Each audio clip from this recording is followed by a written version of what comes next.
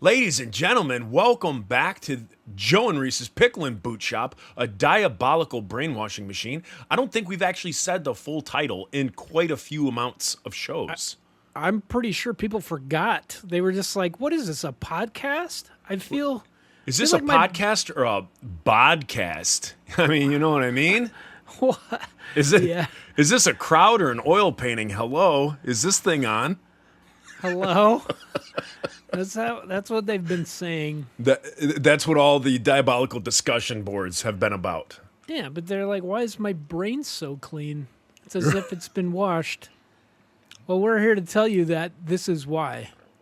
It is a brainwashing machine. Yeah. And I think we're on what? Episode 19? Is this 19 or is this 20? I don't know. We're making it up. Making it up as we go the along. numbers. So last time we made up 18, and this time is 19.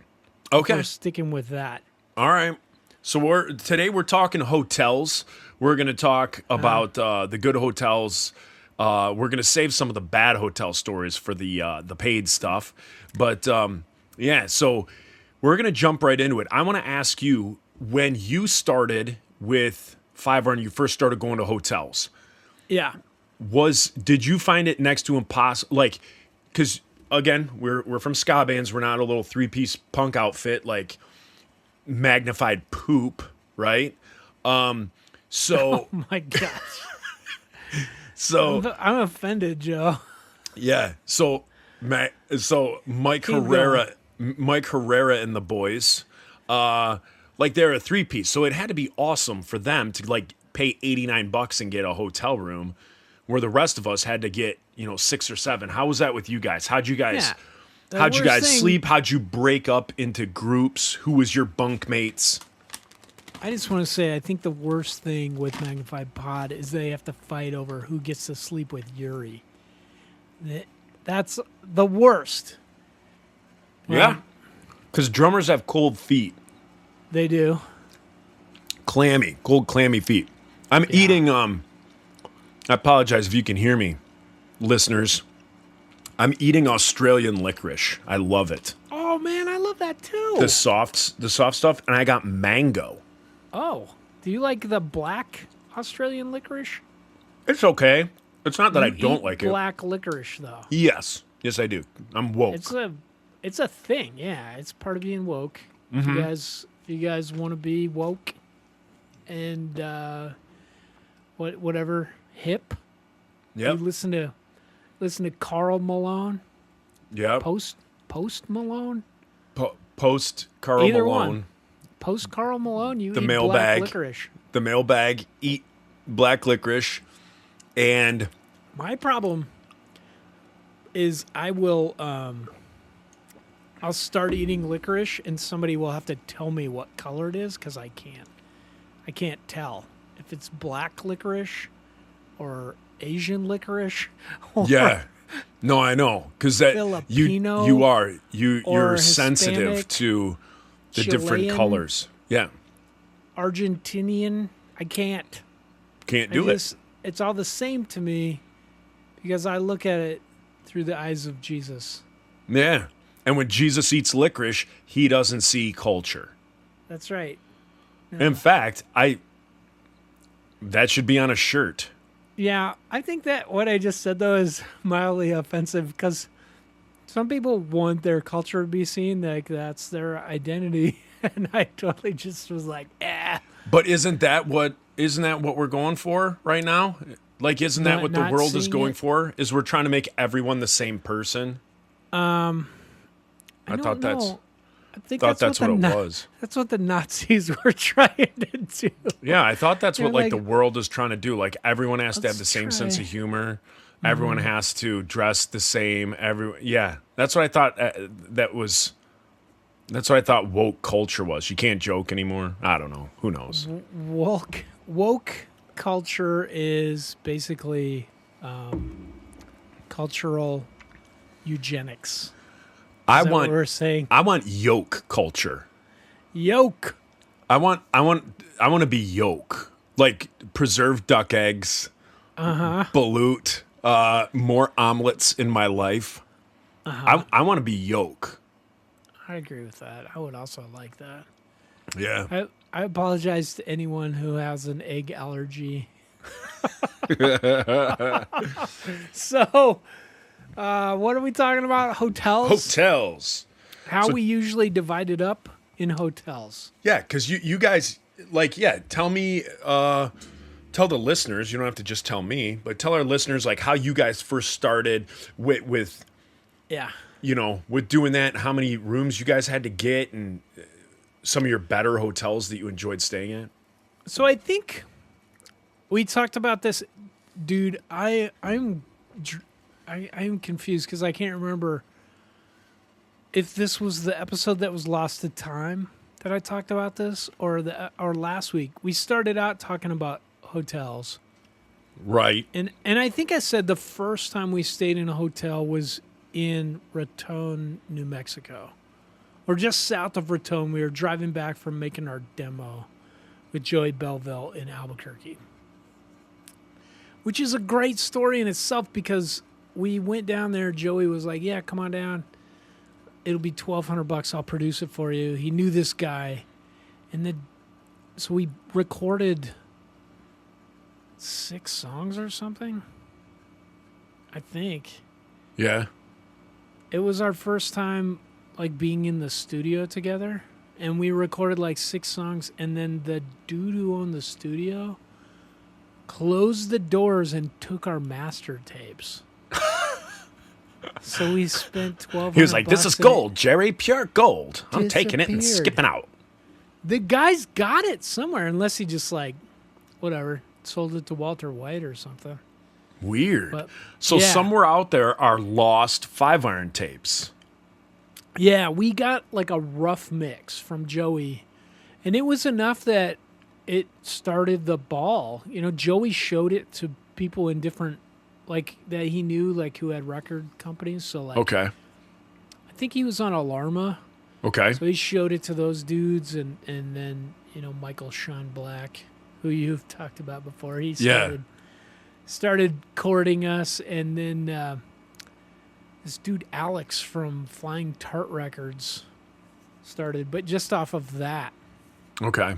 And then we made a 7-inch vinyl record with 3 songs on it. Hey, can I bring something up?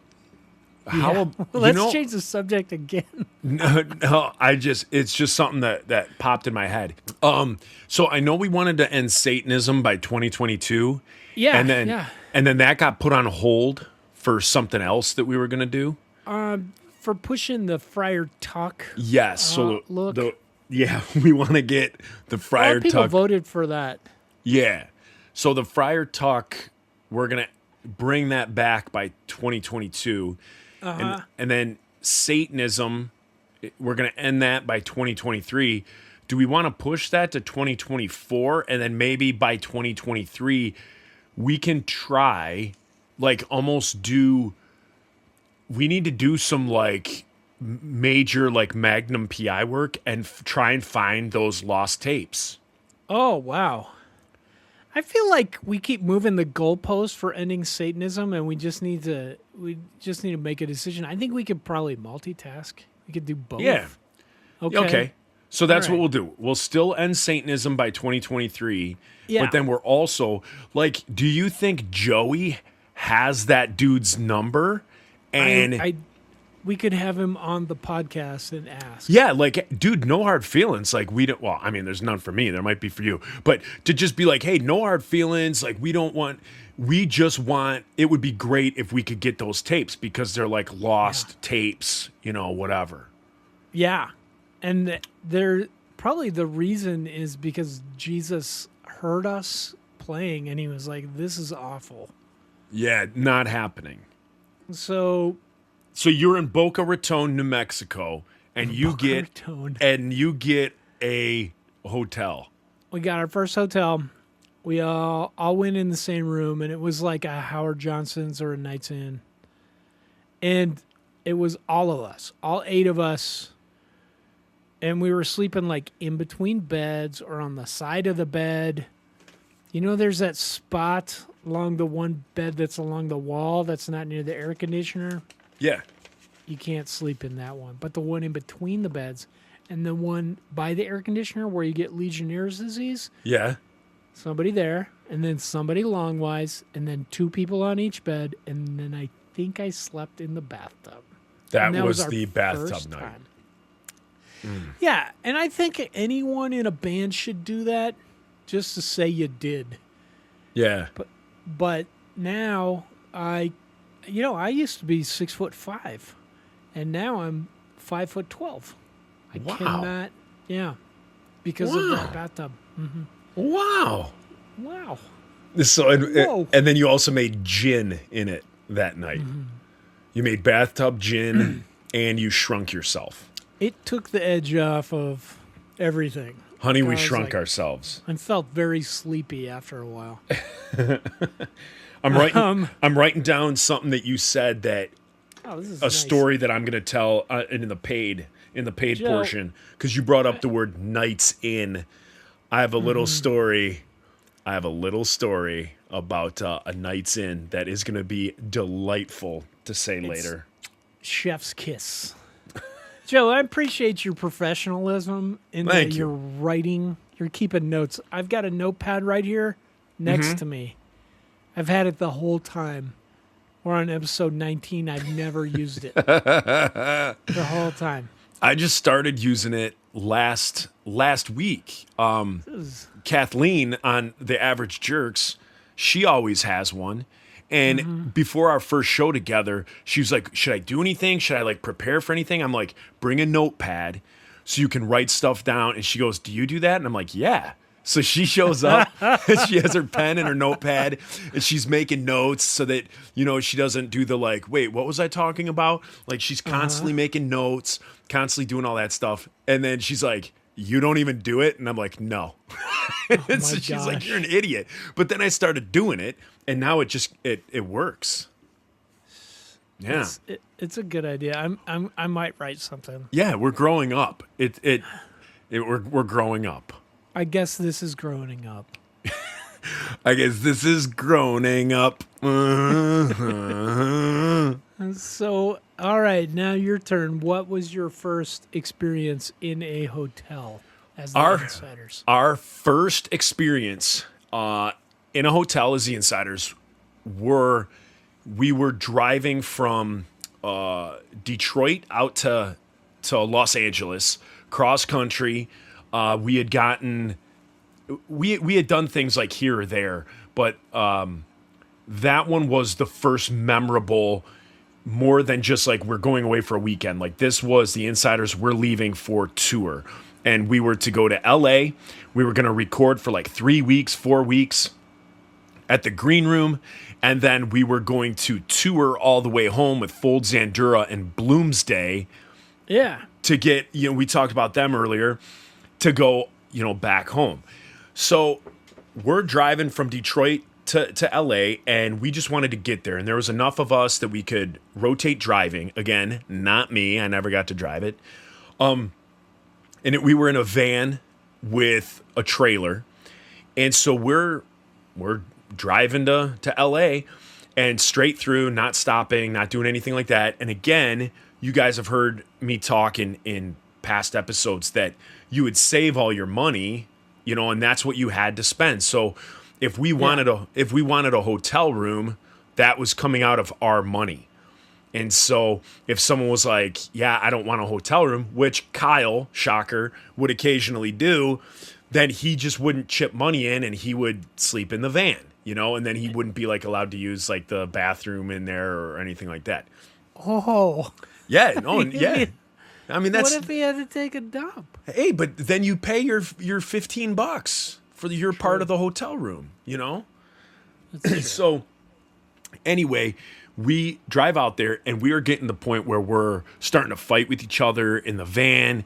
We're just getting on everyone's getting on everybody's nerves. So we were like, you know what? When we get to Albuquerque, the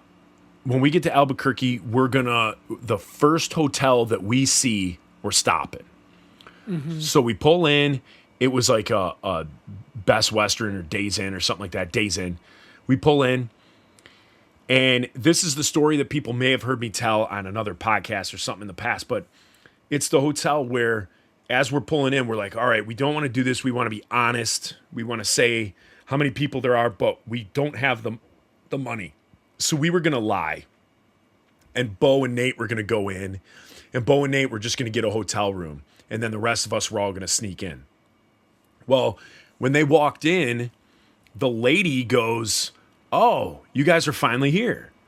And so they're like, what are you talking about? And she's like, the Lord told me that a group of good-looking guys are going to come in and need 2 rooms. And Nate's like, well, we don't know who they are, but you got us here instead, so we'll take the rooms. So she already had the rooms all done. Like, she literally just handed Bo and Nate the keys. She had 2 rooms. She gave us every discount you could possibly give us so that we got 2 rooms for the price of 1 room. That's so cool. Yeah, so we go up and we're in our hotel room. Well, Kyle decides to go skateboarding. I don't know if this is an absolute fact, but this is the way I've always told this story because of how Kyle explained it to me.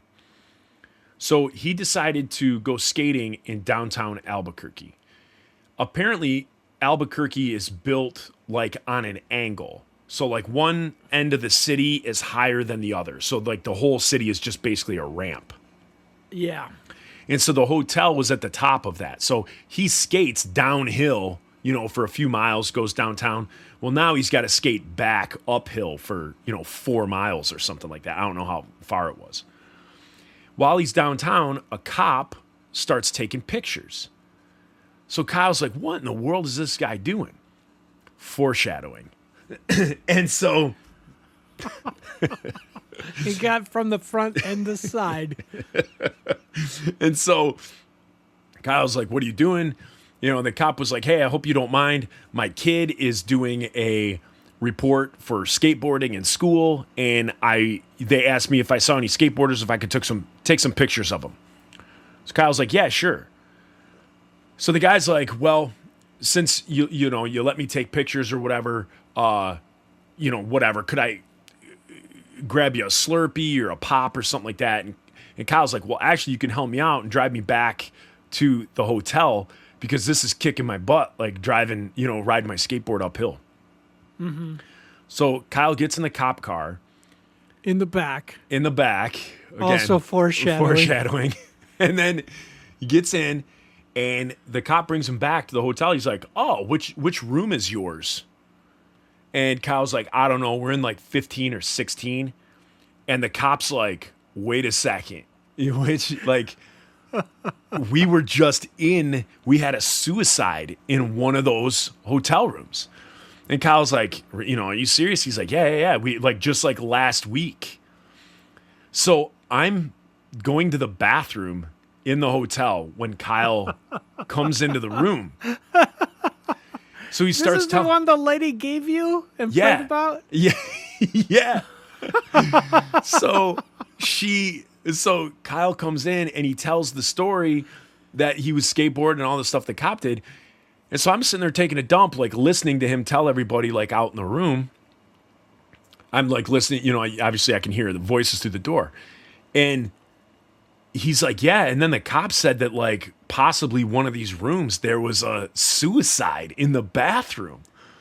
So I'm sitting on the toilet and I look down and the white tile, there's like white tile in the bathroom.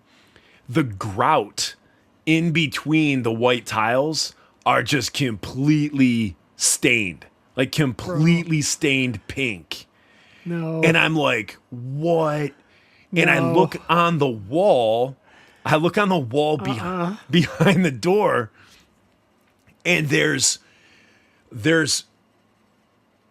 obviously like the walls were like washed of probably whatever body bits were splattered all over the wall. It was like washed off, but the wallpaper or the paint there is still stained. So then they just painted over it. Like they probably washed the walls, wait till it dried, and then they painted like haphazardly over it. So again, that didn't really take either.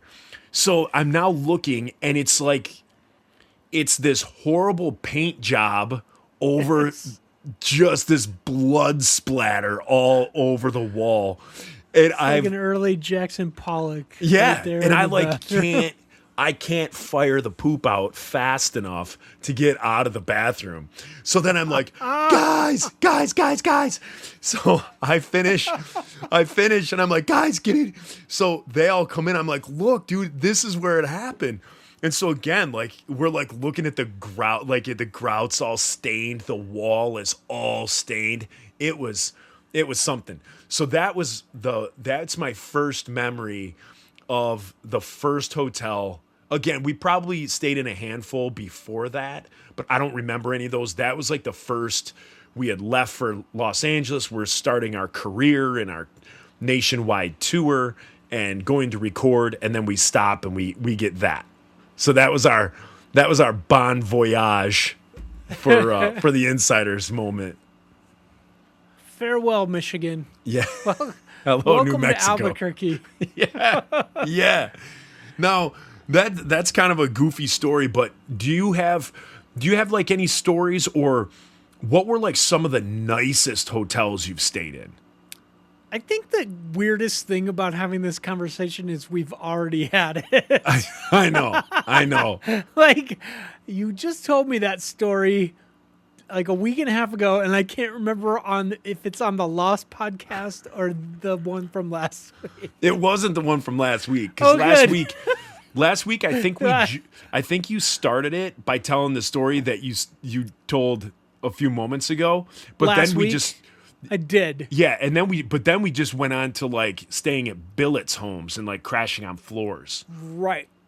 So nothing from this point forward should be a repeat. Yeah. But what are like nice?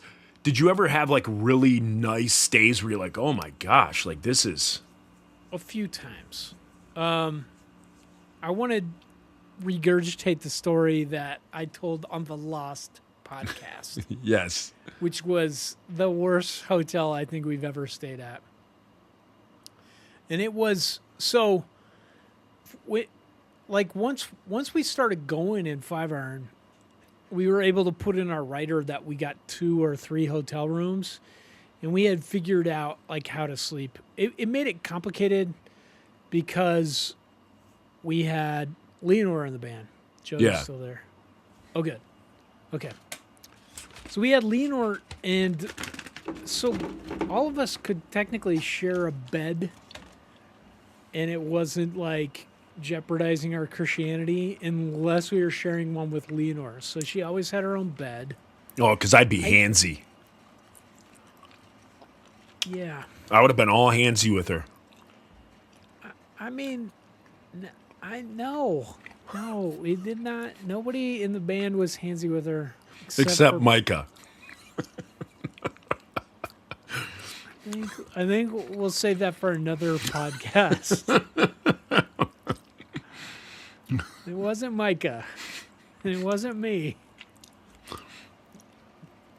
But yeah, so we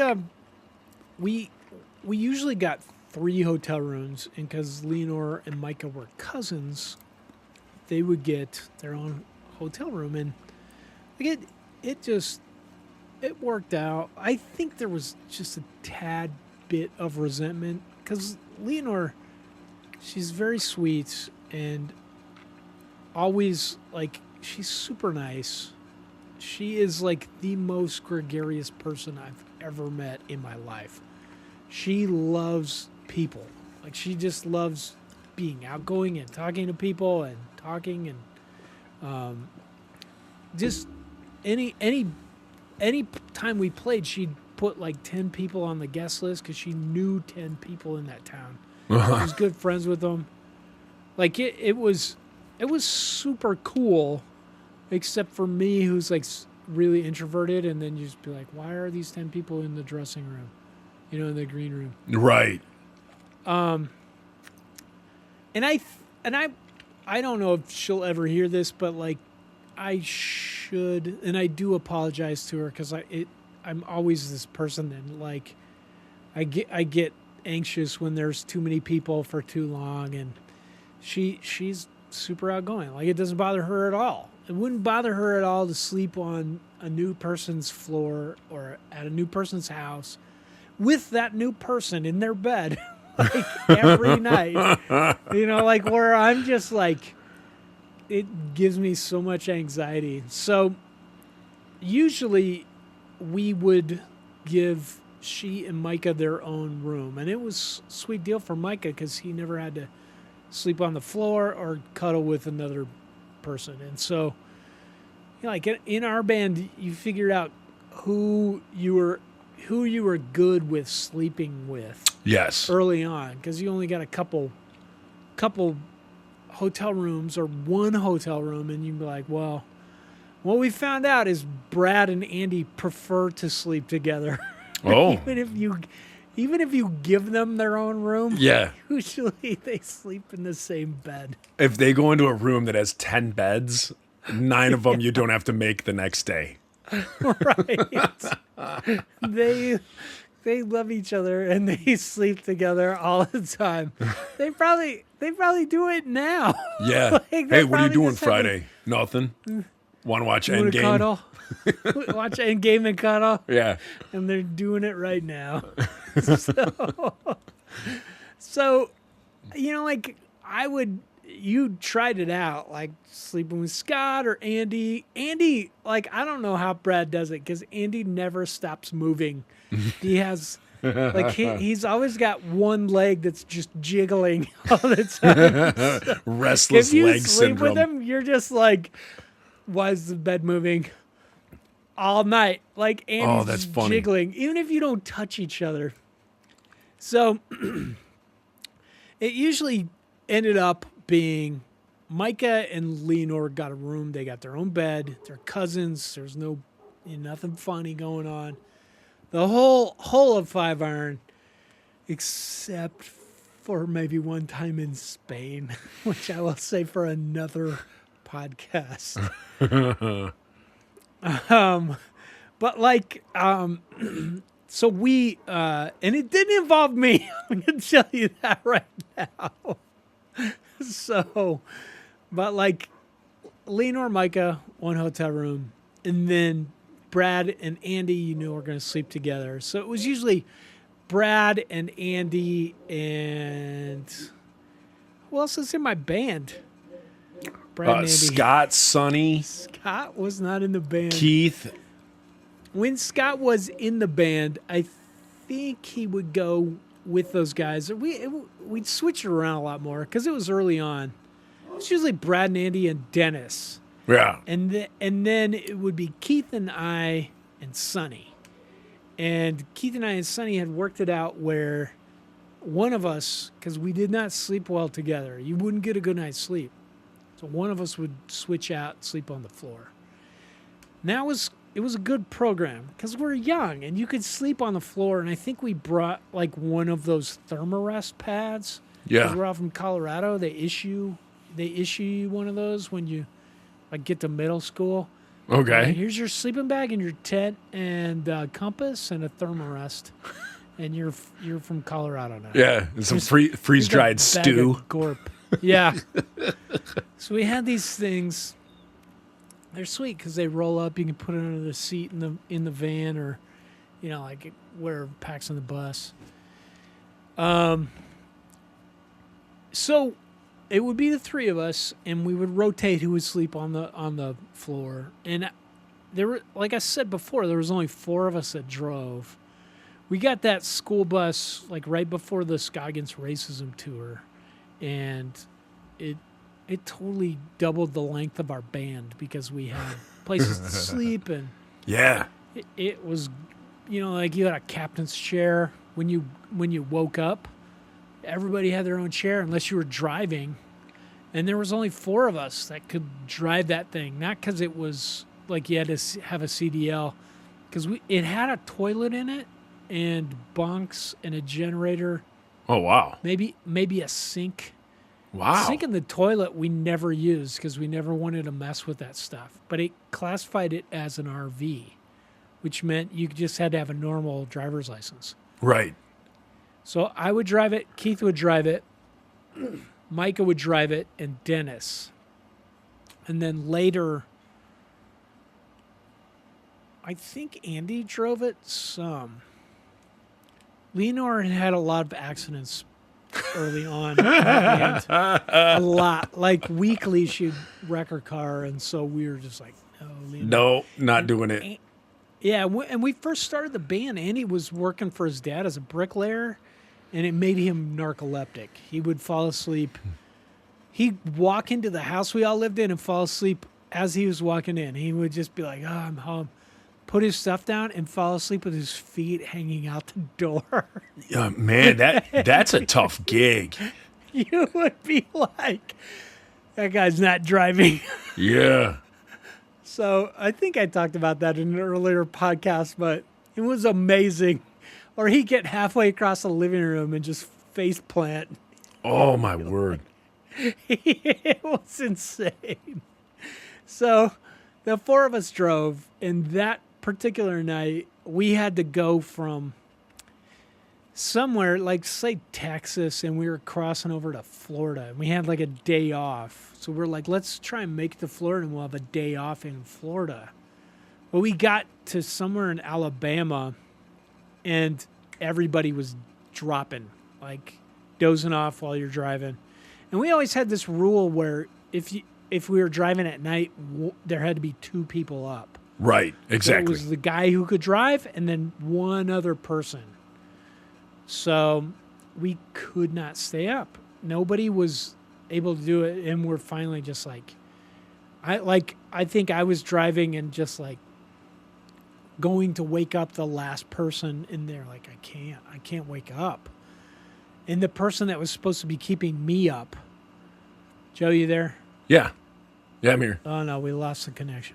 Hey, okay. Hey, I heard everything So the you person said. that was, oh, you did. It just on the thing it said connection was lost. Oh yeah, I heard you. I heard everything. Your connection to me was always good. Perfect. So nobody was staying awake. The person that was supposed to keep us awake and the person driving. So I just said, Dennis, can we get 3 hotel rooms? We got to do this. And he was like, yes, look for something cheap. And Dennis always handled the money, still does, a 5-iron. And we had some sort of book that had like all the truck stops and all the hotels in it. It was like a phone book for touring. Yeah. And we're just like, oh, we got a coupon for whatever this hotel is. So we pulled over, stumbled in, was like 3 hotel rooms. Come on, lady. So we go with our normal assignments. We go in. Nobody can do anything. Like, it's enough to just like brush your teeth and fall asleep.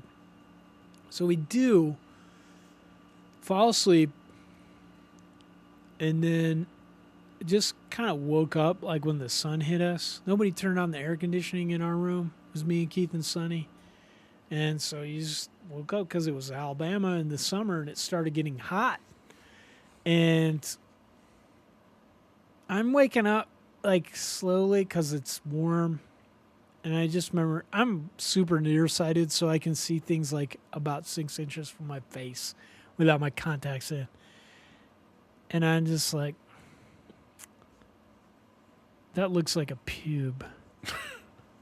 I just waking up, I'm like, on the pillow. It looks like a pube. Oh. Is that mine? It's possible. It's possible it's mine. I may have been plucking throughout the night. No, I got a relative amount of hair on my chest. So I'm like, it's all pubes from like just below my eyes. It just goes pubes all the way down. So there's a chance. And then I'm starting to focus on more things, and I'm like, man, this pillowcase is dirty.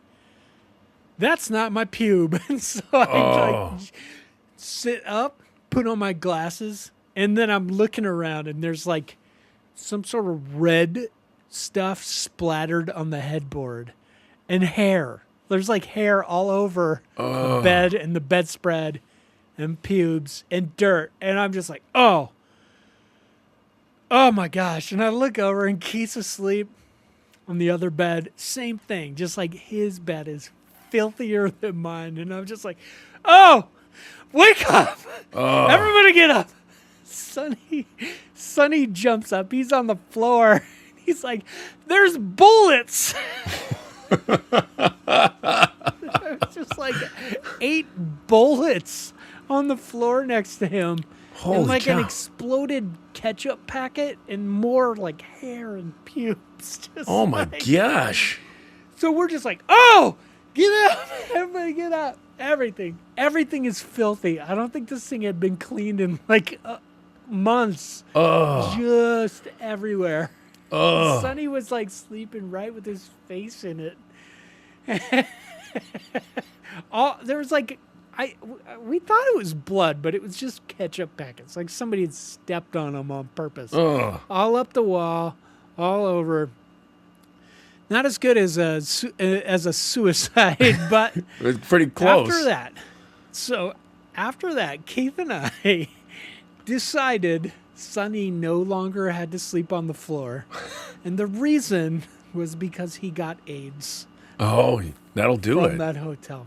There were needles in the carpet, like syringe needles and Oh, that's why they had a coupon. freaking, yeah, the coupon was like, That's why they did the coupon. yeah. The Groupon. Well, did you ever have like a really good like? Because I think of times. One of the, I guess you could call it a hotel. When we were in Germany, we had a really good one, and it was a hostel. And Yeah. and so at the hostel, our tour like rented all of the rooms. And so for those of you that like haven't gone to Europe and your only idea of a hostel is like the horror movie Hostel, it's there's different It's amazing. kinds. Yeah, It depends. If you're in Hungary, no. Yeah. If you're in Germany, hell yes. yeah. So like there's hostels that are like just a big room and like mats on the ground and stuff like that. Though I've never had to stay in any of those. Those are awful.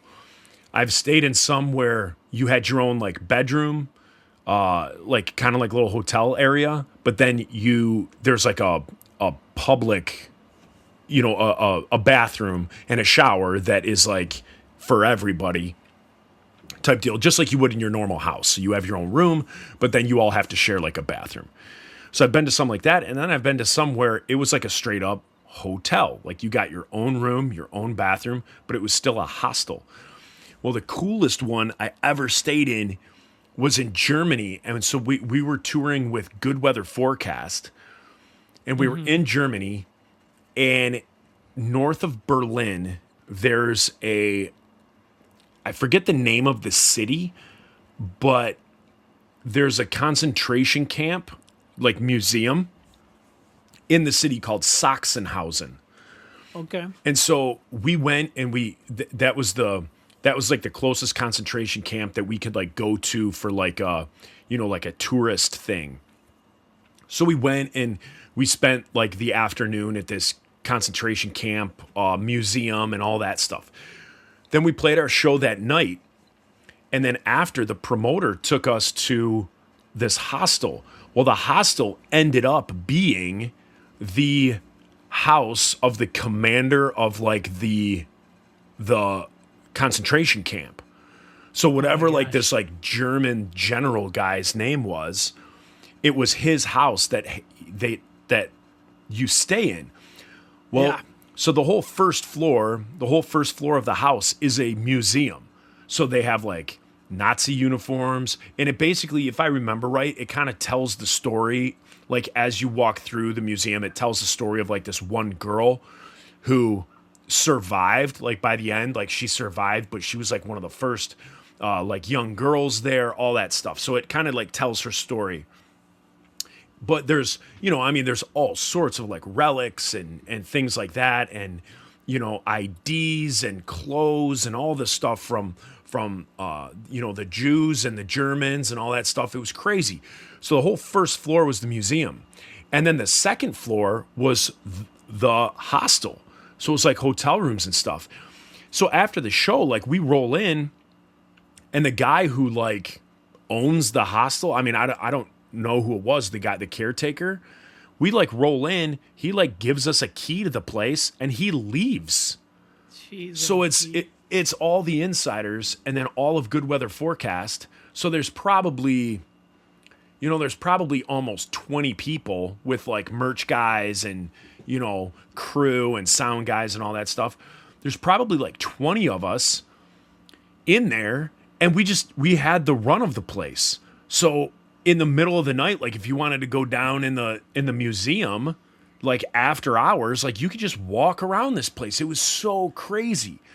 so cool. Yeah, so like that, as far as like really cool places like sticking out, that's definitely up there. I mean, Was it nice too? it was very nice. It was super Yeah. nice. But I kind of think of it as like if you ever got to like spend the night at like your local like museum, like a historical museum. It was like Night at the Museum with Ben Stiller.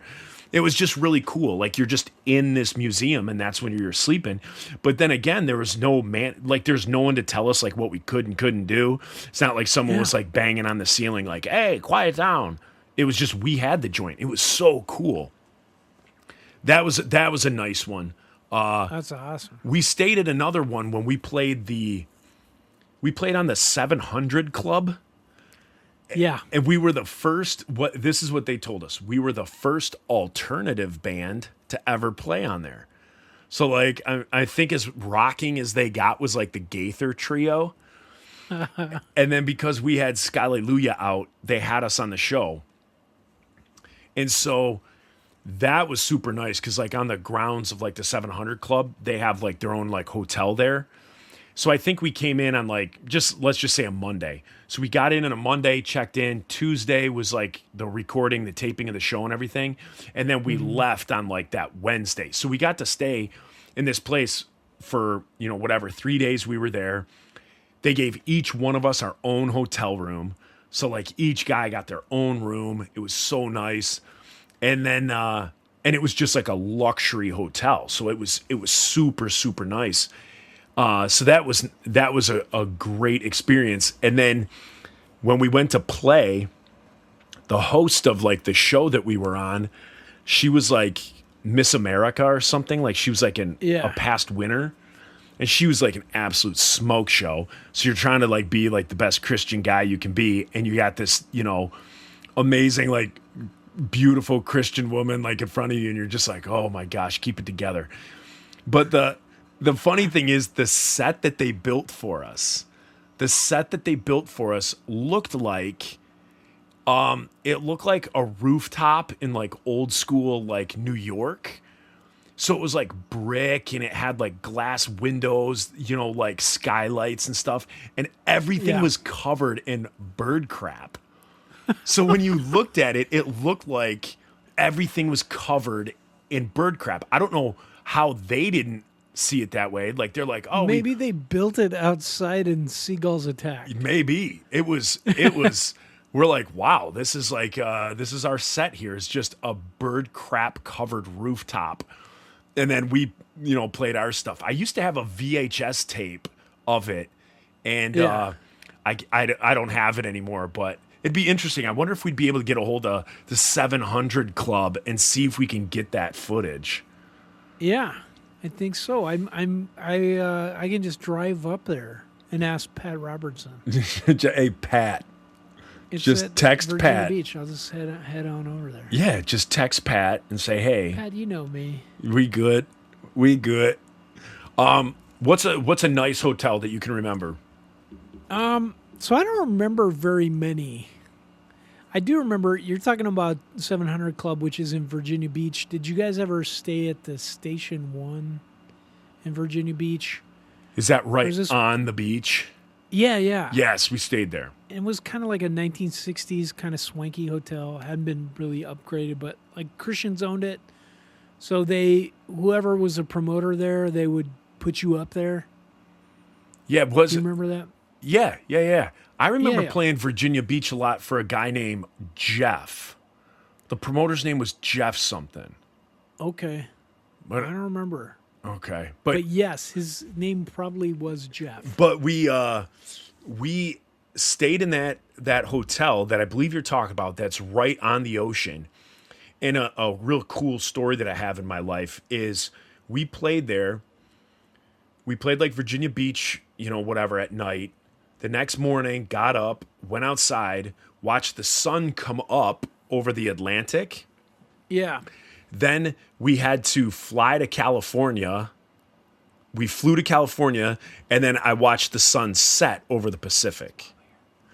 So I thought that was pretty cool.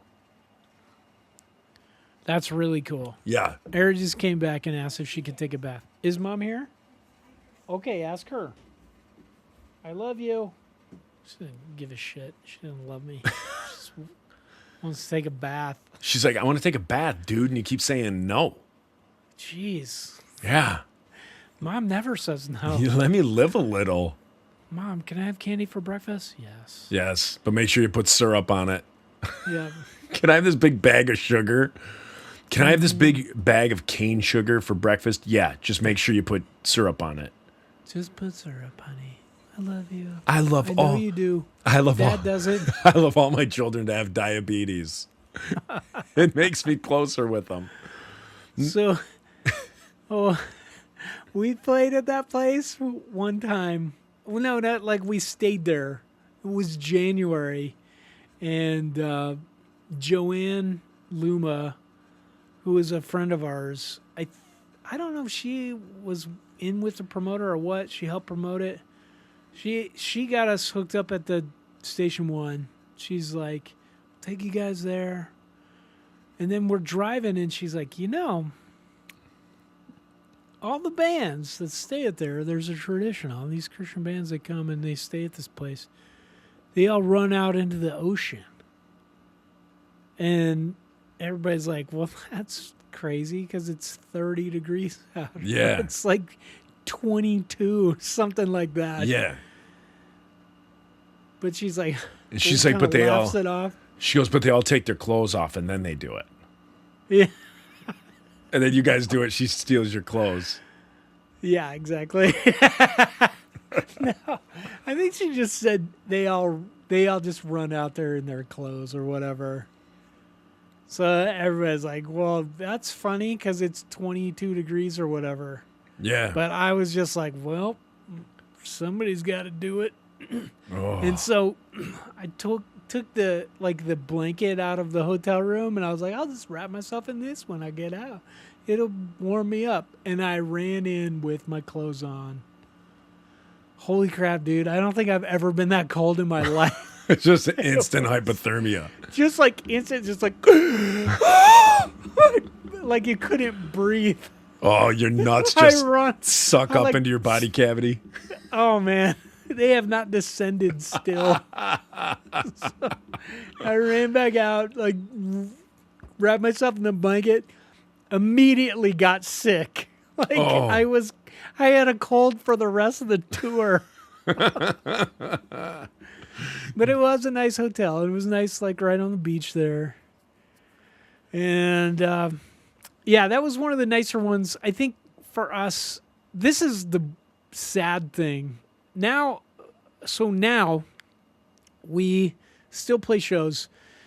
We don't play a lot. And so, like, we just make it this way. Or we're like, we will lose money. Like, not get paid to play these shows as long as we can stay in a nice hotel. Yeah. And we can all sleep in a bed.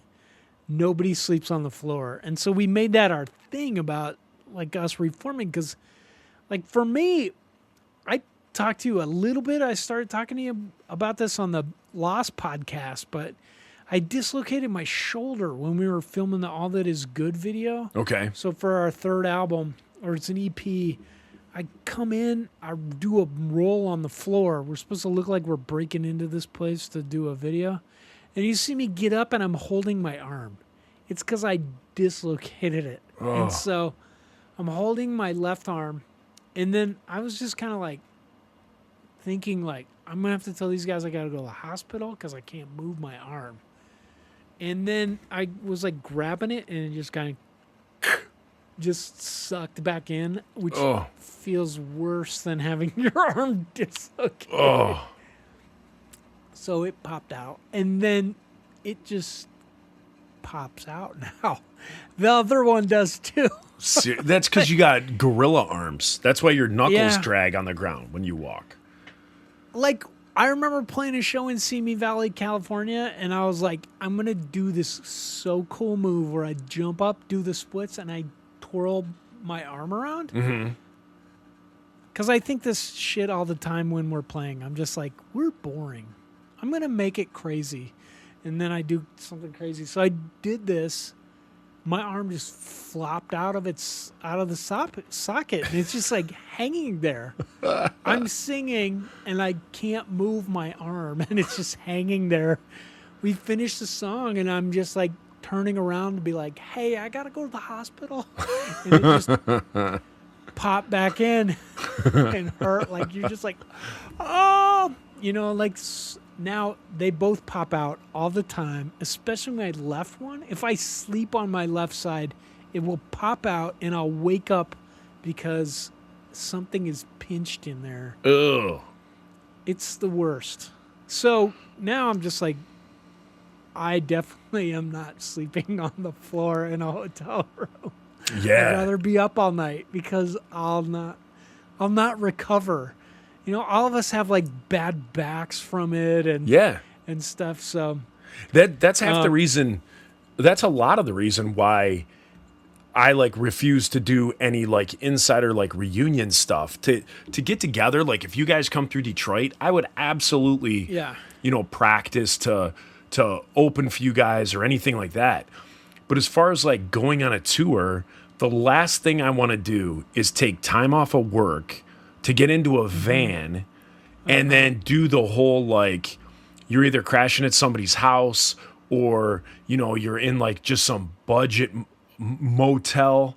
I can't do it. So I always tell people like I gotta be pampered. If I'm leaving at age 44, if I'm spending my weekend that I could be home doing nothing or doing what I want to do, but I'm flying somewhere, playing a show on a Saturday, a show on a Sunday or something, and then flying back, I want a decent like tour like vehicle, like I want my own bench in the van, or I want something like that.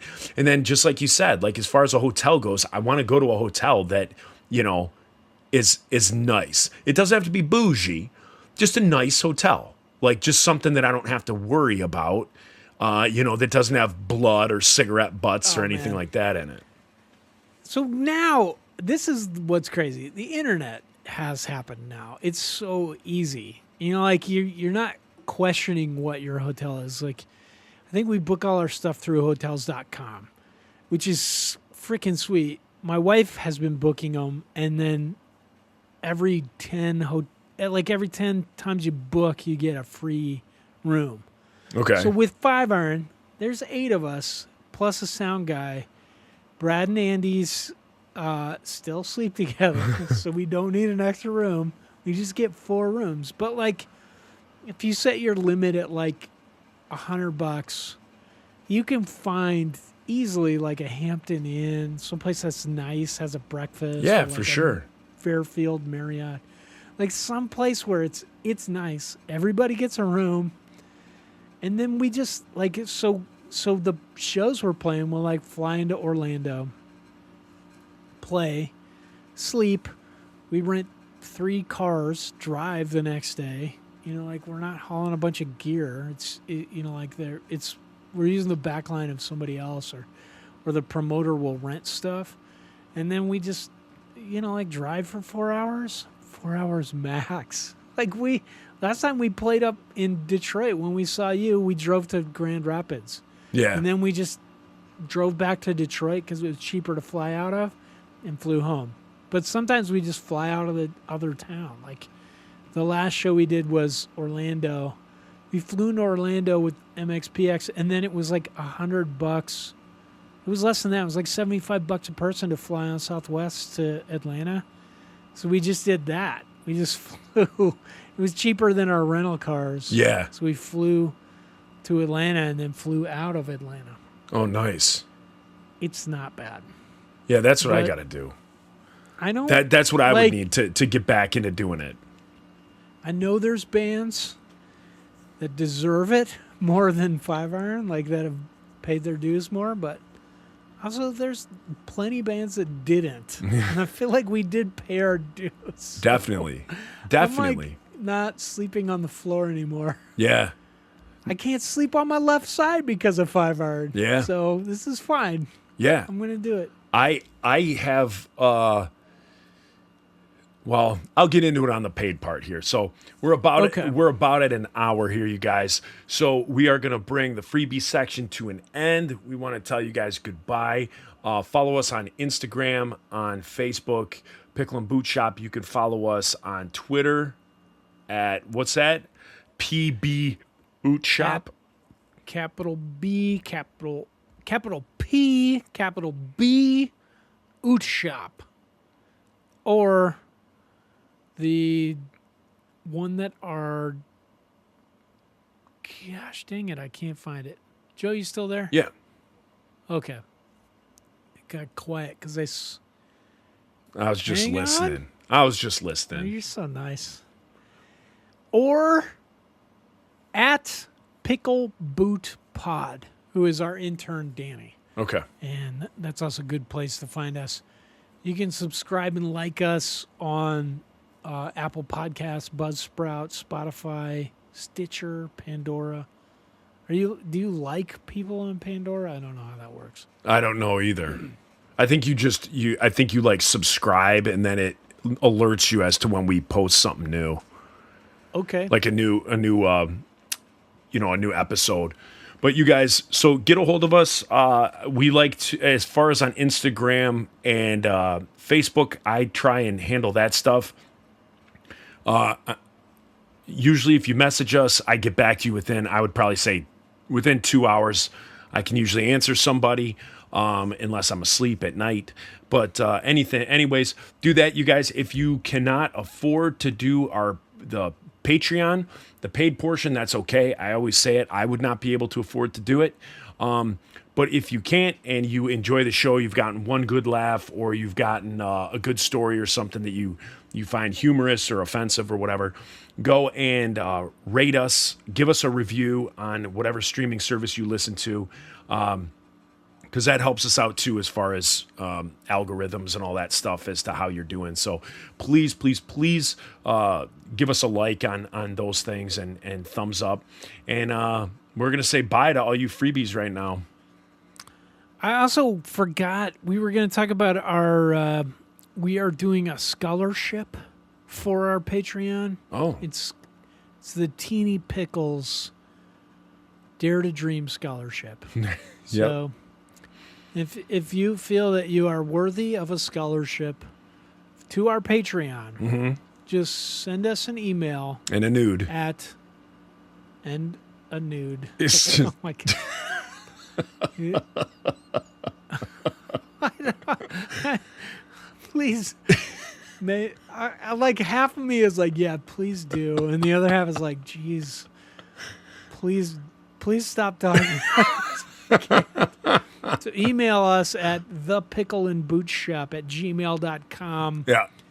Tell us why you are worthy of the Teeny Pickles Dare to Dream Scholarship, and we'll hook you up. Yeah. Yeah. And hey, I got a message from Haley at True Classic Tees, who back when they said that they would partner with us and send us some free product and all that good stuff. Yeah. She forgot, and so she just recently got a hold of me, said that she dropped the ball. She's sorry about that, and the stuff is sent. It's on its way. So we will be getting our stuff from True Classic Tees. So you guys make sure you check them out. Buy your shirts from there. If you follow me on Instagram or whatever, you will see that I just recently got some new polo shirts from them that are the most comfortable things I've ever worn. So it's good stuff. So if you guys haven't tried a shirt from True Classic Tees, you need to go there, trueclassictees.com. Get a couple of shirts. Again, you're going to thank me. But this is the end of the freebie section, so we are gone now. All right, see ya. And then for you guys, the big ballers, the big wigs, the big bank account people, this is for you. This is your little section. This is your portion. So sit back right now. It's your time. It's your time to shine, guys. It is. I have a bad. You talked about the pube story. I have a really weird hotel story. It's not. All right. I have a couple because I was saving them for here. But the first one that was like really, really weird was we played a show. I don't know where it was, but we played a show. And after we get taken to a Night's Inn motel. Quality. It was quality. Yeah, quality. So as we pull in and we have the keys to our rooms, we got 2 rooms, and it's the type of hotel that I think we said it on the Lost pod. It looked like it's the style that looks like in Schitt's Creek. What's the name of that? The Rosebud, something like that. Rosebud Hotel. Yeah. So it's the type that they're all together in a row. They're not on top of each other. You're not in a big building. It's just like a row of like doors on ground level. So you guys understand what I'm saying. Also, this Night's Inn, you could live there. Like you could pay weekly rates. So we pull in one night after playing a show, and the hotel is abuzz because of everyone who lives there. Like people are out grilling. They're in lawn chairs, like sitting in front of like to them, it's their residence. To us, it was just a hotel room, but they had like lawn chairs out. And like I said, they were grilling. The smell of weed was in the air. Lots of,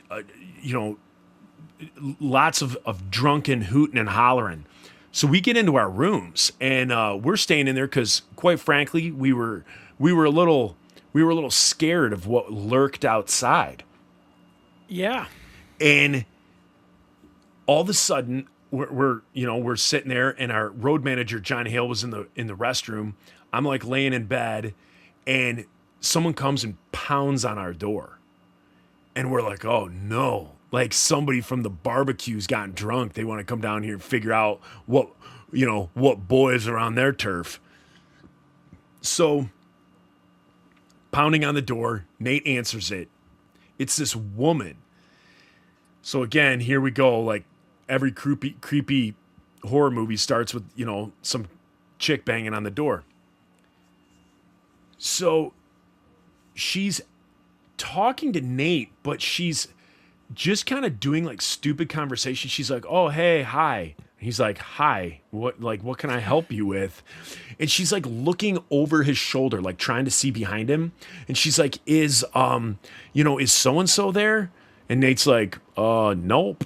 Like, there's nobody here by that name. And she's like, are you sure so-and-so's not here? And he's like, no, like, yeah, we're sure. There's nothing. He's like, can I help you with something? And she's like, well, I was here the other day and I left something in the bathroom. And so he's like, so Nate's like, what?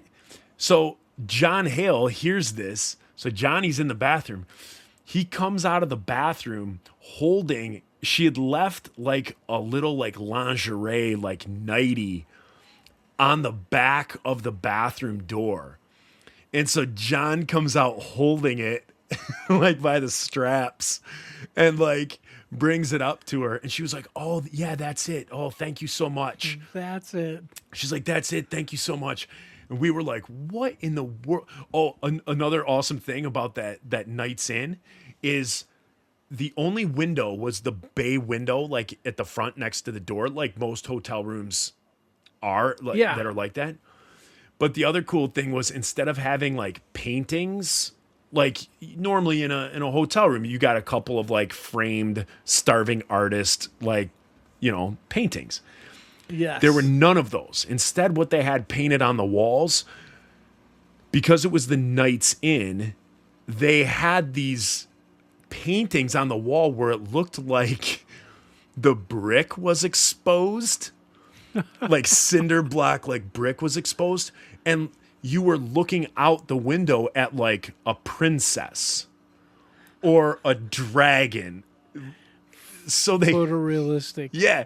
So they had these like castle windows painted on the wall as though you're looking through this exposed brick window to Maid Marian down in the courtyard, or a dragon who's, coming to kill you, and you're just looking at it out your window. So that was how like the inside of this room was all painted up. It's hot. Yeah, yeah, that was a good one. That was a good. And she just took it. She just took her nightie and left. Oh She my didn't gosh. stay. She didn't stay and hang out or anything. That's terrible. Well, I think to recreate the Lost podcast, you had told that story, and then I told my Nights In story, which has nothing to do with Five Iron, but my wife and I were driving. We were going to have, it was before we had kids. So this is why this worked. Because when you have kids, you're just like, no, this is a bad idea. Right. But before you have kids, you're just like, let's see what happens. We'll roll the dice. We'll roll the dice. And that happens way more before you're married. When you're married, then you have another person and you're like, should I let them know that I stay in crazy hotels? Yeah, probably not. I've had this whole period of my life for 10 years where I stay in crazy hotels and eat at gas stations. And then sometimes play at shows and people bleed on me. Yeah. Or you end up sharing a hotel room with Johnny Respect. Yeah. This is, you don't want your wife to know these things. Yeah. Because you're trying to have a happy marriage. Right. So anyway, we were driving to New Mexico from Denver. We were going to go meet some friends, and we were going to stay at like down near like Santa Fe. And what's that town down there? Taos. So we were going down there.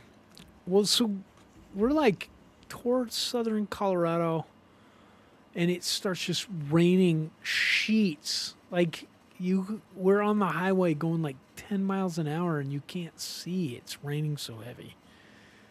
So we're just like, we can't do this anymore. Let's pull off. So we pull off at the next exit. It's not letting up. Like, this is abnormal for Colorado, but we're like, well, this is not stopping. And we're tired. Right. Let's go to that hotel up there. Right. It's a Nights In. Let's just go. And we all know I screwed this all up. I screwed up my joke. I'll edit that out, Joe. Yeah. We all know the All reputation. That's what I was looking for. Uh-huh. We all know the reputation of quality that comes with the Nights In. Quality. So when you're rolling with your is- lady and you see one, you got to pull in. You got to. You got to pull You in. gotta- So then when you and your lady are there, you don't got to pull out. Oh, my God. Your lady who you are married to. Ish. Or just others. Wink. Wink, wink. Boop. So we make it to this Nights In. You like pull into the carport, or I don't even know if it had a carport, and go in, and we're just like, hey, can we get a room? We can't drive, and they're just like, we don't have any. We're completely sold out except for one room that is flooded. And we're like, how flooded? Oh. 'Cause we can't drive anywhere. I'm thinking like the carpet is wet. So she's like, well, it's kind of flooded. We can't rent it to you. Well, maybe we could for like $15. And I'm like, okay, 15 bucks would be worth it. Oh, they still ripped So you off. Yeah, I know. So she's like, well, we'll take your money, and if you don't like it, come back. So I tell Amy, I'm like, it's 15 bucks. They say it's flooded, and it's still just raining sheets. Like, you can't go anywhere. And we're both tired, so we're just like, all right, well, let's see. So it's on the ground floor, and the door is in a puddle. The puddle is like 2 or 3 inches deep. And then when you opened the door, the puddle continued into the room. So the first bed, puddle. Second bed in the bathroom, not puddle. So we're like, it's 15 bucks. Like, let's just pick up our bags. Let's take off our shoes, walk in there in bare feet, put our stuff on the bed, and go to sleep. And then in the morning, maybe the puddle will be gone. Oh, my. This is our thought. Yeah. Because we can't drive. Very logical. Otherwise, just going to sit in the car, and we can't find another hotel because you can't see anything. It's like raining still. Yeah. Sheets. There's all this lightning and stuff. We're just like, this sucks. Let's get out of here. So we go. We wade through the puddle, put our bags on the bed. On the other side of the room, it's high ground. There's no puddle. We take showers, brush our teeth, get in the bed. Bed is way above the puddle. It's dry. It seems a little humid in there. It's fine. You think? So we're going to sleep. And then you start hearing frogs. Oh. And we're like, man, that is noisy. Those frogs are noisy. It's frogs, right? It sounds like frogs. Sounds noisy. It sounds like they're right here. They're in the room with us. It's because they were. Oh, my gosh. There was freaking frogs everywhere. There was like 10 frogs in the room just hopping around. That's bizarre. In the puddle half of the room. Like they owned it. And so I think for a little bit we just tried to shoo them out. And then we're just like, what are they going to do? They're not going to come up in the bed. Let's just go to sleep. Oh. So we went to sleep. And by the morning, frogs were gone. The door, I think they could get in under the door. And then the puddle had gone down. It was still there. We still had to go out with our shoes off. Oh, my word. But it made a good story. Yeah. That's a real good one. It's real good. We had one on that first tour we did. So we go out to California. We get the Suicide hotel room. And then after we recorded Motor City Ska, we're traveling now back across the U.S. with Fold Zandura and Bloomstay. Okay.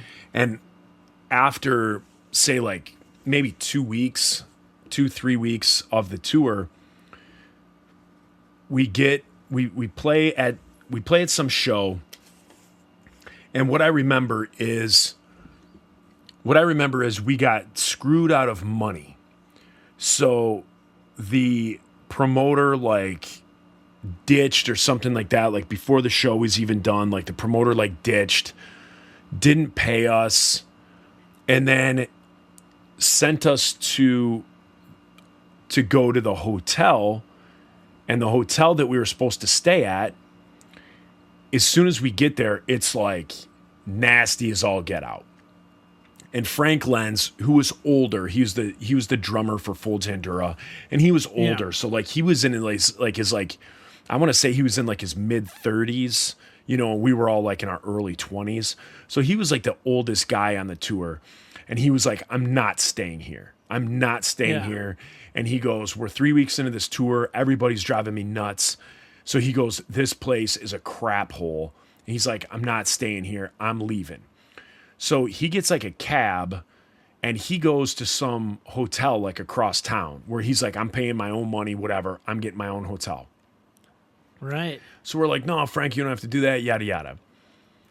So we end up getting, like, each one of us go into our rooms. So Fold goes into their rooms, we go into ours, and I hadn't even set foot in the hotel room. Still to this day, like by the end of the story, I never set foot in the room. So I was like in the van, keys were being distributed, and the guys started going into the rooms, and all of a sudden they start coming out, and people are like, dude, I am not staying here. I am not staying here. Oh no.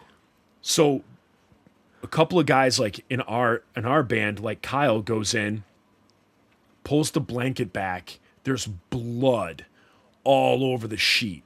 Like, Oh my god. like someone like had their period Oh my gosh. all over the sheets. So that was everywhere. No. Somebody else like in their room, it was a no smoking room that was just thick of smoke with cigarette butts in the bed. Oh my So like someone was gosh. just sitting in bed smoking and then had like an ashtray like in bed with them. It was like ashing and then like the butts were like falling out. They were just there. Like that bed hadn't been changed, nothing. So all these guys are coming out with like different stories like no way, no way. They're like we're not staying here. We're not staying here. So our tour manager, now mind you, this guy like stuck us, like we didn't get paid or something like that. Like there was an issue already to begin with. Oh no. So now we're trying to get a hold of this guy because we're like we're not staying at this hotel. Like you screwed us out of this, you screwed us out of that. Like you gotta come through on these hotel rooms, man. It was after about an hour and a half, the guy finally shows up because the hotel, first off, the hotel wasn't going to give us our money back, wasn't going to give anything. And then like our tour manager was like, I'm calling the Better Business Bureau. I'm calling the police department. Like we're asking for our money back. Yeah. Well, they ended up, they're like, well, we can't even give you the money back because you didn't book the room. So it was booked from this other guy. So that's the guy that like swindled us. So we end up having to get that guy who he does show up because he's basically like getting his money back. So he ends up coming. They like cancel the rooms or whatever. They give the guy the money back on his card. Bro. He kicked us like, again, we had this huge thing over money anyway. He kicked us like a couple of bucks, basically like half of what it would cost for a room. And then we just all went over to the hotel that Frank was at. And then we just got rooms and that was that. But it was a horrible, horrible hotel room. And again, I didn't see, because by the time everyone started pouring out, I hadn't even unloaded my stuff. But yeah, blood on sheets, cigarette butts in the bed. And yeah, actually, you know what? I think it was us, Fold, and Dear Ephesus. That's who I think it was. And then, yeah, because then everybody's just pouring out of their rooms with like, oh my gosh, this isn't mine, this isn't mine. Oh, it was nasty. Absolutely nasty. Dude, this is not where I had my period. Yeah. Did you have your period here? Yeah. No. Yeah. Huh, it must have already been here. Oh, it's so Holy gross. jeez. Someone earned their Red Wings that night. All right. Yeah, so good old hotels. So, to relive the discussion of the Lost podcast, Yeah. I think I talked next about a hotel we stayed at with the band Johnny Respect. Correct. I was And- waiting for you to tell this story. Yeah. So we were on tour with Johnny Respect, good friends of yours from Yes. Detroit. Yep. They were a really cool rockabilly three-piece band that I think 5 Minute Walk had a development deal with. You know, like when you first started playing, we did this. We'd just be like, yeah, we got to get these guys signed. You know, like you'd play with local bands. Yeah. And then after about your third album, you were like, people would come up to you and be like, here's my demo tape. Or you'd play with a band and you'd be like, don't do this. Right. You don't want this. Do not. Yeah. You know, like, I don't think you should be on our label. Yes. Not that 5 Minute Walk was bad, but it was like, you don't want the life we have. It's not that glamorous. You're like, go back to school. Finish Go your back to degree. school. Yeah, exactly. Do not become a musician. So I think we had played at, you know, like in Detroit for Tony Weatherly and played with Giant Respect. And then we were like, these guys are cool. Told Frank. He was doing a development deal with them. And then they went out with us on one of our early tours. And I can remember we were driving probably to like Minneapolis and got in a real bad blizzard. So I think it was before we had the school bus. Man, the school bus was like a tank. We drove that thing in so many blizzards, and you know, like what you're scared of in a blizzard, slipping or like blowing off the road, that thing would not do. It was like a freaking tank, and we had chains somewhere in the back. So there a couple times we just put chains on it, and it could go through anything. I have a quick question. So in Colorado, is that something that you guys always have? You always have chains in your cars? Not in Denver. Okay. When I lived in the mountains, hell yes. Okay. And like, so I grew up in Steamboat Springs in this ski town, and you would get studded snow tires. So like, I remember as a kid, my mom would drive like 2-wheel drive Mazdas, but you had studded snow tires on your drivetrain, like on the front. And it was like, you know, you still couldn't drive like an idiot. You had to go slow, but there was snow all the time. There was a year we had to climb out of our second-story window to get to school. Oh, wow. There was snow all the time. Because I remember being on tour, and we had our big tour truck, Yeah. and we were going through the Rockies, and we had, like, it was mandatory. Like, they made everybody pull off, and you had to get chains to continue, and they would put them on for you. So I think you could rent them. So I think... Oh, wow. Yeah. So, like, we pulled off, and then... It's very Colorado. What's that? That's a very Colorado move. Yeah, so I think, like, we need to help people. Yeah, I think... We'll rent them these chains. Yeah. So, like, we couldn't continue unless we had these chains, and then these chains, because we were like, we don't have those. And they're like, oh, you can rent them, like, over there. Mm-hmm. So we rent them.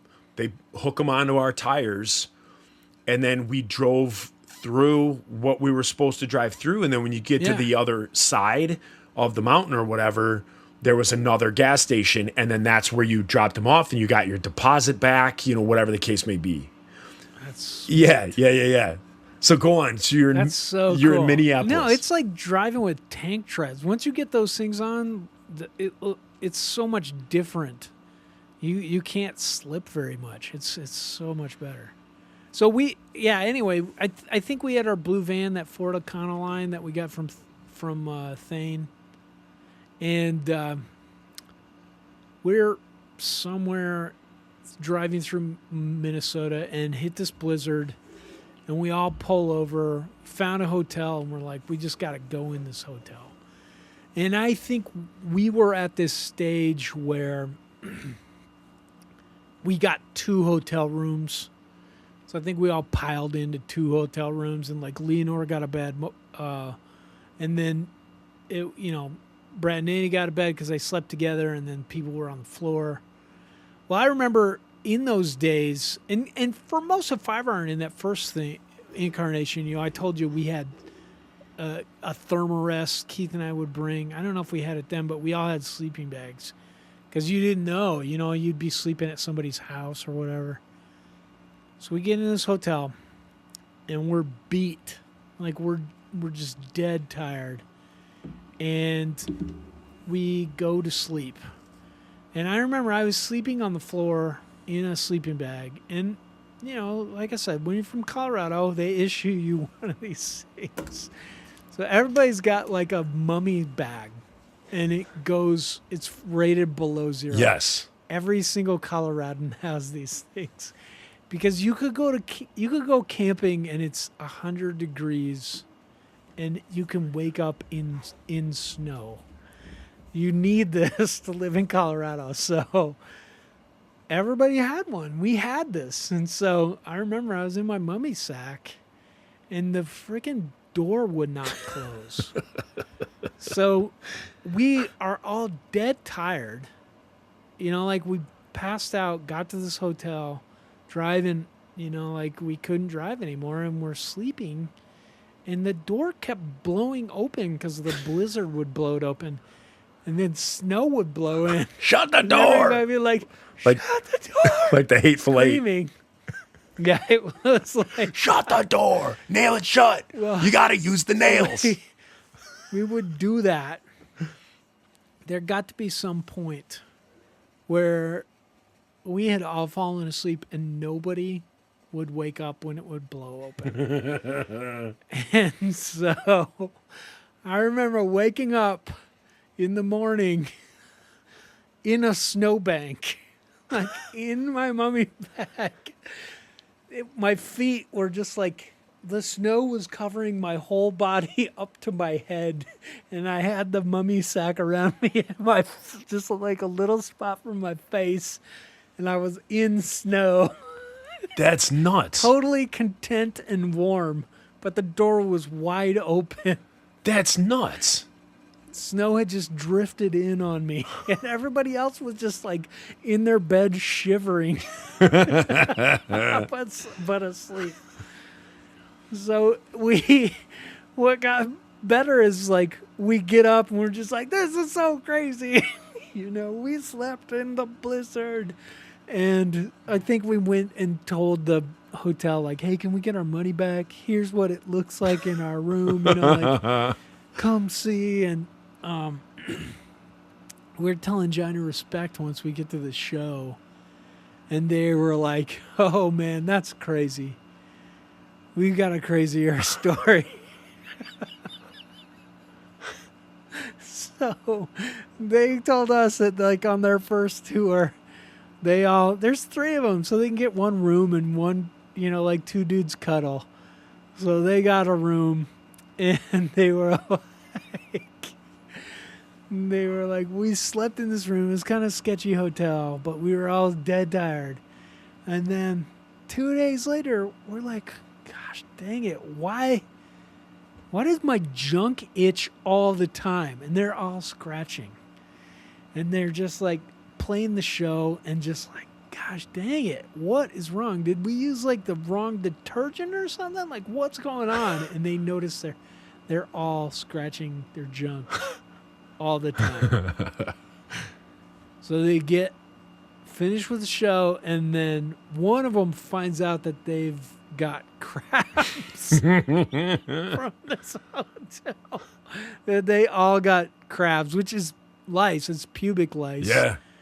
But they all got it. Oh, I So remember that story, like going around, you know, on tour and stuff like that. Everybody finding out about that. That's freaking hilarious. Can you imagine? Well, now it's like the big scare is bed bugs. Yeah. Which is terrifying. Absolutely. Like I would rather have crabs, I think. You know, you're just like, all right, I'm going to shave it up down there. Yeah. Shave it up. And it'll be done. Little ointment, dunzo. Mm-hmm. Yeah. But bed bugs, like if it's in your stuff and it gets in your house, no. Now, you brought something up talking about the sleeping bag, the real warm sleeping bag. I remember our first tour that we went out. Some guys in the band like just brought blankets, like just brought like a couple of blankets and a pillow. And I remember I brought out this Smurf sleeping bag. Yeah. The Smurf sleeping bag was mine like as a kid. So when I got into it, it only went up to about my belly button but that was that's the only sleeping bag that like Joe, I please tell me you still have it. I don't. It fell apart. So on that first tour, I would use it, and it was rated for. It was probably rated for 60 degrees. So anything lower than 60 degrees, you got cold in it. And so, so I remember being on tour, freezing, and again, some of the other guys, same thing. Just brought a couple of blankets to like sleep under. So all of a sudden, one day we get back in the. At this point, we were in the tour bus. And so in the tour bus, again, people have brought blankets, people have brought stuff. I was still that sleeping bag. Well, then one night, or like one day, I'm mixing up my stories. Okay, I'm mixing up my stories. We were in the van. So we were in the van before the tour bus, freezing. And Kyle, we stopped at like a Walmart, and Kyle like came out with like a brand new sleeping bag that was like rated for like sub-zero. And so he was like, we were like, where'd you get that? And he's like, at the Walmart there, like they're on sale for like $25 or something. So like half the band went in there and like bought these things. Right. So it was the most comfortable sleeping bag I'd ever had. Well, then when we get the tour bus, same thing. My sleeping bag goes into that. And I remember that thing was so warm that our overhead heaters had broken. And we were in the Rockies. And one night, I'm in my sleeping bag, just toasty warm, just loving it. We all know that feeling of just absolute comfort and toasty. And I was like, but I gotta pee. I was like, I gotta pee bad. So I poke my head out, and it's freezing. It's absolutely freezing. So now I gotta get out of my sleeping bag and stand and pee in my pee bottle. And it's like 10 degrees inside the tour bus. I mean, it's freezing. I grab my pee bottle, and it's frozen solid. So the pee that was already in the pee bottle was completely frozen. Yeah. And then I had 2 other Gatorade, like full Gatorade bottles. They were frozen. So those 2 were just frozen, rock solid. And then my pee bottle that was like a third filled just was solid frozen pee. It was so cold. And I just remember I got up and I was like, I'm like sitting there like shivering. I mean, imagine I don't remember like what I was wearing, but I'm guessing I was probably like wearing like a hoodie and whatever, like sweatpants, and just standing there like trying to pee, just shivering. Oh, it was brutal. It was so cold. But I'll never forget that. You reminded me of that. Just that warm sleeping bag that once I got it, I loved that sleeping bag. Loved it. So this reminds me of a story. We played first time we played in Germany. We played at this festival. It was in East Germany. It was like 98. So the Iron Curtain fell 91, 92. So it was still like East Germany. Like here's the difference is that like after World War II, the Allies rebuilt a lot of stuff. Like we had a lot of infrastructure, whereas the Soviets just left it. You know, they were just like, we don't have the money for this, so let's just leave it. And they kind of kept everything the same.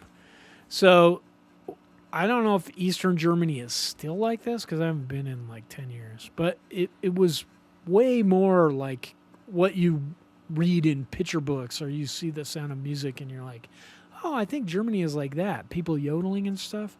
It was like that. So this is in the eastern part of Germany. And the other notable fact is that nobody learned English as a second language like the whole time, it was under it was behind the Iron Curtain. You learn Russian as a second language. So nobody, like sometimes kids would speak English, but any adult would only speak German. Right. Or Russian.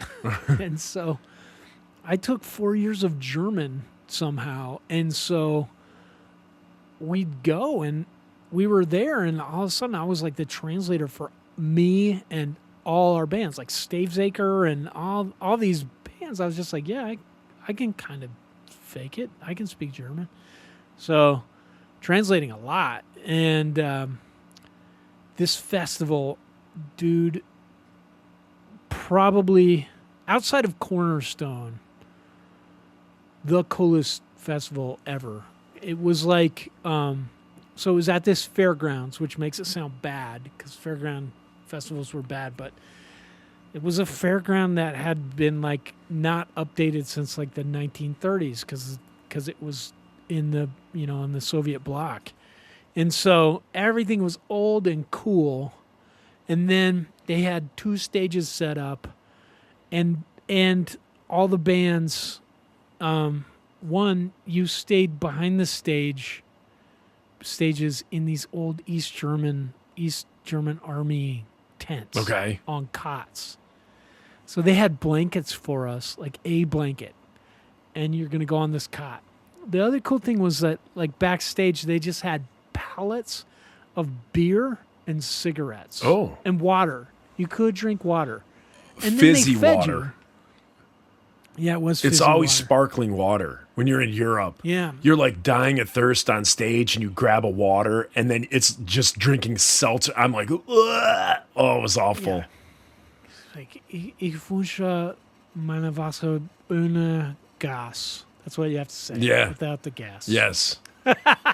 So, so we're just tripping out. Like it's all these Swedish bands and some German bands and everybody's smoking. Everybody's drinking beer, not to excess. Like they drink beer like they've been drinking it since they were 6, Yeah. which is probably true. It's just like, what? This is just something you drink. Super cool. So we stay in these East German tents with one blanket. First night, everybody's throwing on every bit of clothing you have because you're just freezing.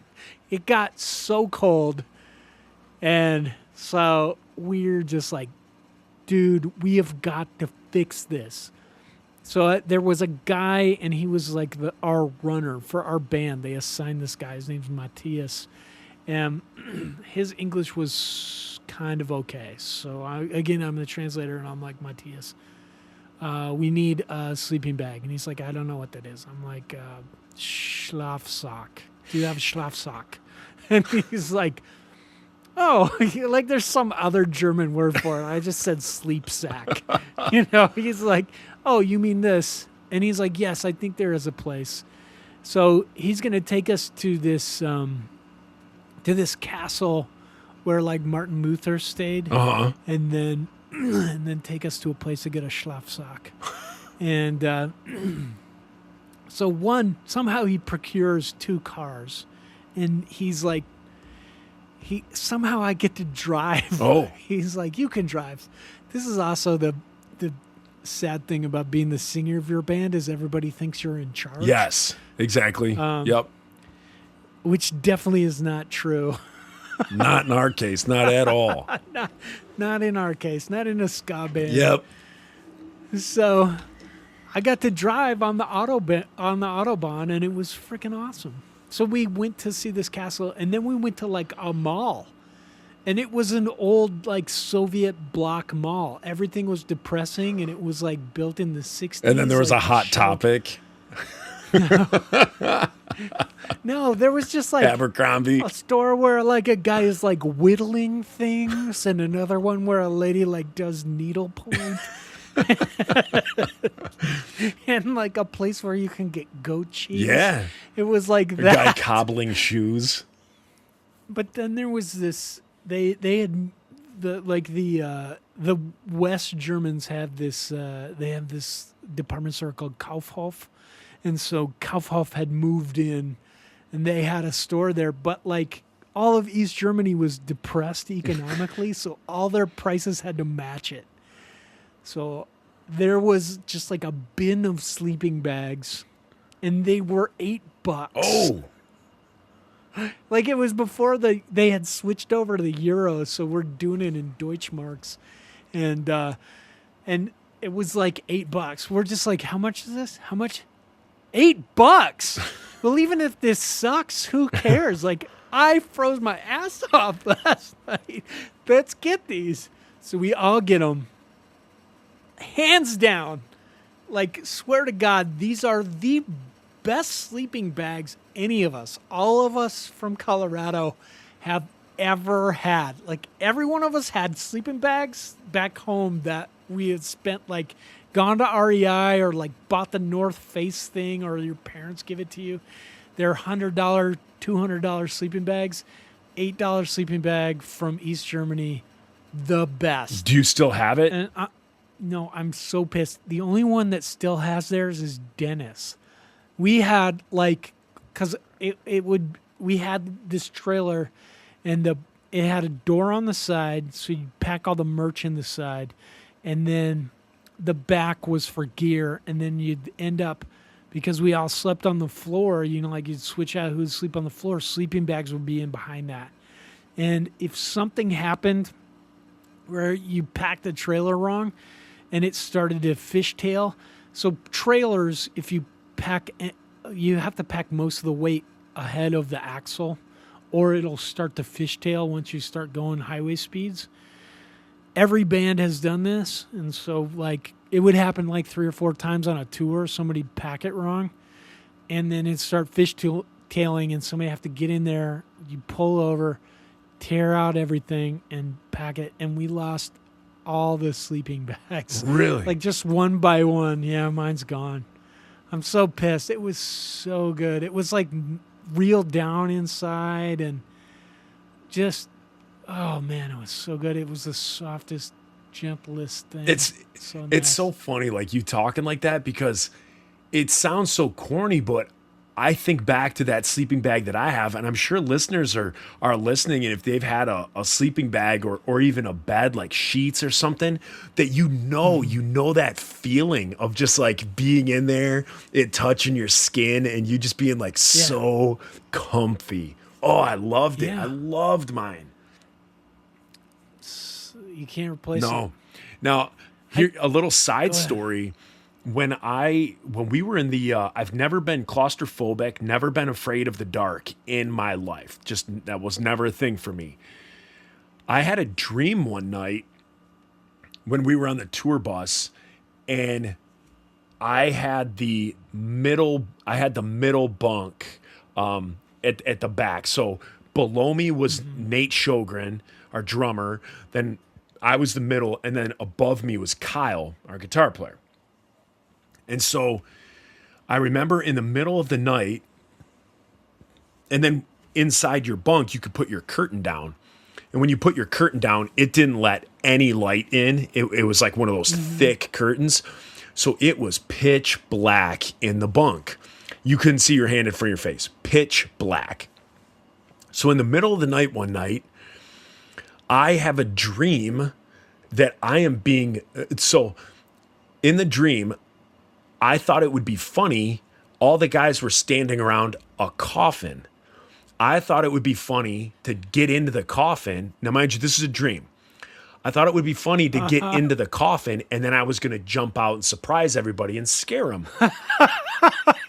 So it's always funny. Yeah.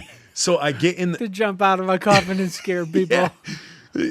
So I get in the coffin, and before I know what's going on, I'm being put in the ground, and dirt is being like shoveled onto me. Accidentally, they forgot you were alive. Yeah. So in this dream, I'm dreaming that I'm stuck in a coffin. So in my terror, I wake up, but now that I'm awake, exactly what I was seeing and experiencing in my dream, I am now experiencing in real life. Because I'm awake, but I'm minus the dirt. yeah, but I'm awake in basically a coffin, which is my bunk. I start pounding on the ceiling of my bunk, which is like the bottom of Kyle's bed. So like a boxer, I'm throwing punches and I'm screaming at the top of my lungs, I'm in here. I'm in here. And so I'm trying to push the lid of the coffin up, but they're piling more dirt on it, so it's getting heavier and heavier. So I flip over get on my knees, and I'm gonna like try and raise up like the casket with my back. So at this point, between my screaming, my punching, and now like almost prying the floor of Kyle's bed up, he's awake. I've woken him up. So he leans out of his bed and he opens the curtain, and as soon as he opens the curtain, all I see is a glimmer of light from like a gas station that we had passed in the middle of the night on the highway. And I just dove out of my bunk bed. I just dove for the light. And so I dive out. I'm like, I'm like trying to catch my breath and stuff. I'm like, oh my gosh. I'm starting to realize that it was all a dream and stuff. And Kyle's looking at me like I'm from another planet. He's like, are you okay? And I was like, oh my gosh, I just had the worst dream. I explained it to him. I'm still out of breath, all that stuff. From that point on, I was probably 20 years old, 21. I'm now 44. I cannot be in anything that's that dark. I get that same feeling. And it happened while I was up north like a couple weeks ago in the middle of the night. The room I was in was so dark that I woke up and started panicking. And all from that. So what I had to start doing, I had to start sleeping with like a night light. So I had to get like this little thing that it was a nightlight. So I had like an extension cord, and at all times in my bunk there was this low light on. Oh, it was terrifying. So you wouldn't think you're in a coffin. Yeah, it was crazy. Oh my gosh. So that one dream has affected me my entire life. It was nuts. That's crazy. Nuts. Yeah, it was. Did I tell you about Sonny thinking he was in a pyramid? Did I talk about that on the podcast, or was that on the last one? I can't remember. I think it was on the last one. I think we did get that one. So we had that bus which Thane built out, and the you kind of went in like sardines. It wasn't like the bunks were lining the sides. So if the brakes got slammed on really quick, you'd roll into the next one. And I was way in the back. I was in the back and the bottom, so I would roll, which didn't happen a lot, but sometimes you'd roll into your neighbor. So my neighbor was Andy. And one of our later tours, he was married, and his wife came out. So his wife, Mindy, he and she, like if we were sleeping on the bus, they'd sleep together. For sure. And there was a curtain, just a curtain in between us. Yep. I like where this is going. And, well, I don't remember this at all. But apparently, in my sleep, I was punching the shit out of Mindy. Just some kidney shots. Oh. And so the next morning, I don't think she told Andy, because I think Andy would have cleaned my clock. But she was like, Reese, were you punching me last night? I'm like, oh, that was you. Hope not. Yeah. I thought it was the devil. I thought it was Brad's ugly How is face. the devil? Sorry, Mindy. So, yeah, so I punched Andy's wife. She found out about it. I mean, he found out about it. She knew about it when I woke her up punching her. But it was awful.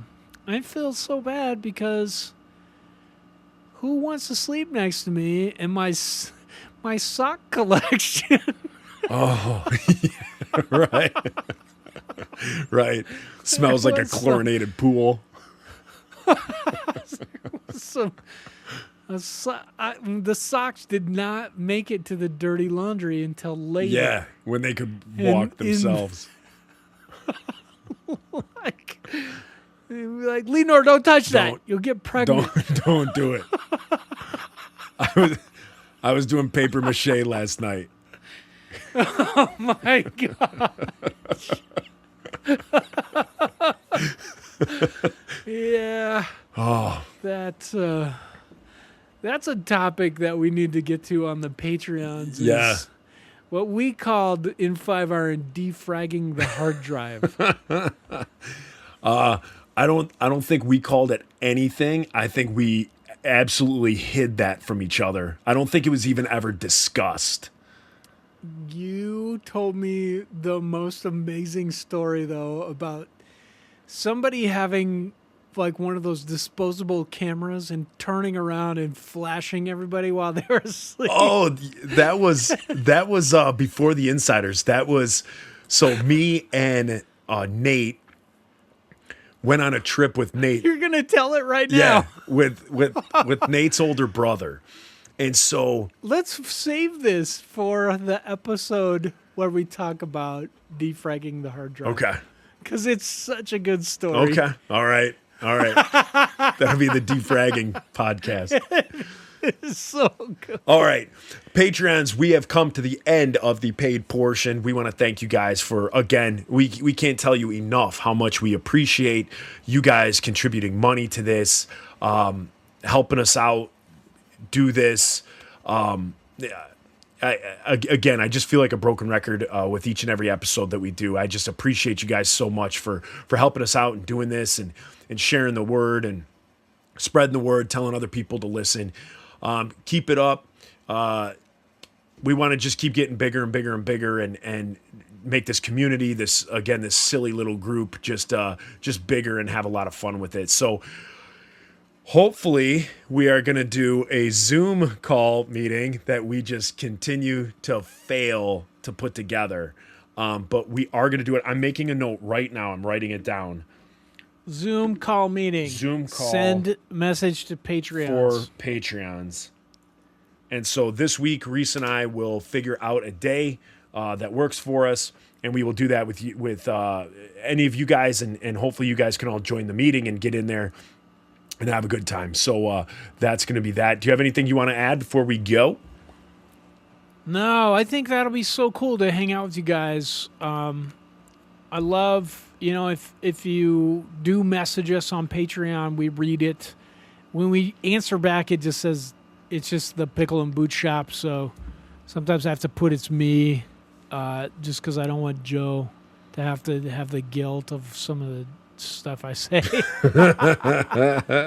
But seriously, if you want to get a hold of us, just reach out to us through Patreon. You can message us. And if you have ideas for podcasts or things you want us to talk about, Nick from Canada had said we should talk about our Canadian shows, and I think that would be a good heck yeah.